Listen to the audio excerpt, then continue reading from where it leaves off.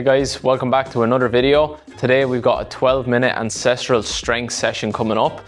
We're going to work for 12 minutes. It's going to be 4 exercises and we're going to do it for 3 rounds. The way we're going to work this is we're going to work every minute. So we're going to start first with some Caesar rows. Second, we're going to go into our Caesar landmine presses.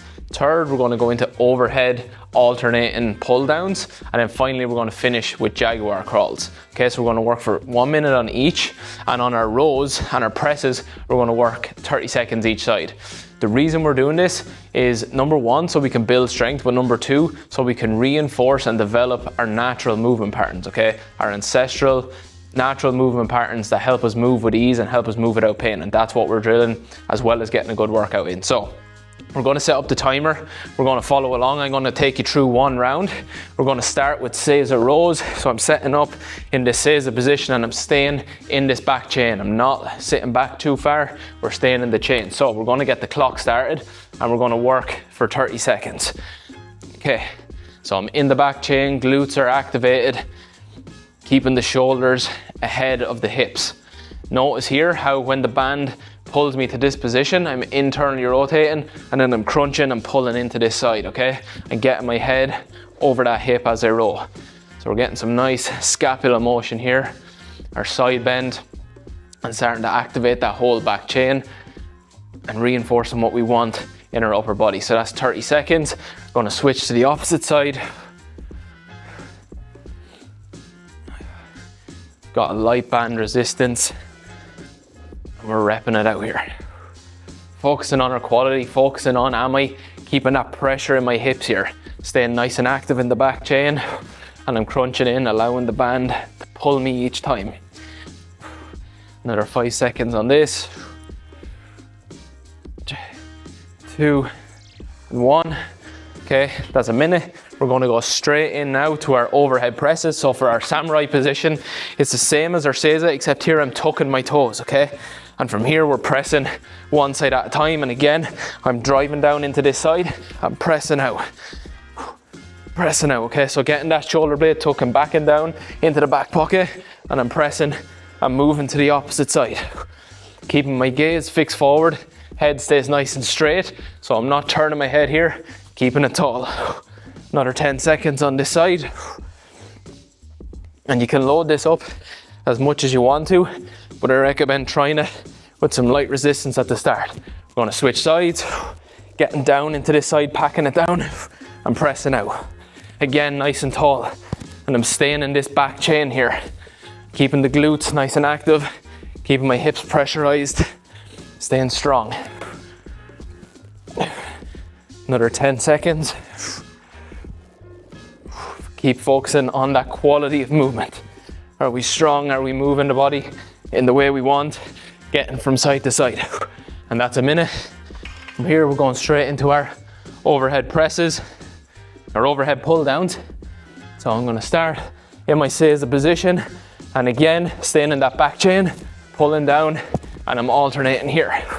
Again, just light resistance on the band, and notice as I come up overhead how I'm internally rotating again, and as I pull down and contracting, I'm pulling down into that back pocket. Okay, and we're just alternating here for 60 seconds.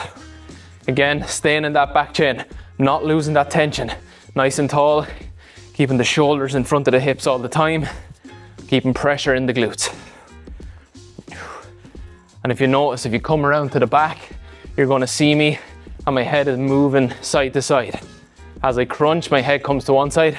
As I crunch to the opposite side, it goes to the other. Another 10 seconds. But again, my gaze is staying forward. Another 5, 4, 3, 2, 1. Okay, last one, going into our Jaguar crawls. Okay, so we're setting our timer up for 1 minute and we're just crawling continue. So I'm going to go up and back here, Jaguar crawls, allowing that motion to happen in the spine. Crunching to one side, it's a similar movement to what we've been doing. Feet are nice and straight, and I'm allowing that rotation to happen. Not allowing my hips to fall like this and dump off to the side, but we're allowing that motion to happen. Nice and strong on the outer blade of the hands as well. Again, focusing on quality movement here. Keeping that gaze fixed forward.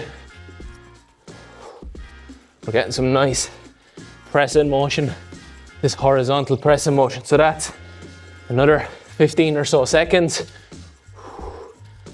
We're just going up halfway and returning. It's not about speed here, it's about quality. Work for the minute and work with quality.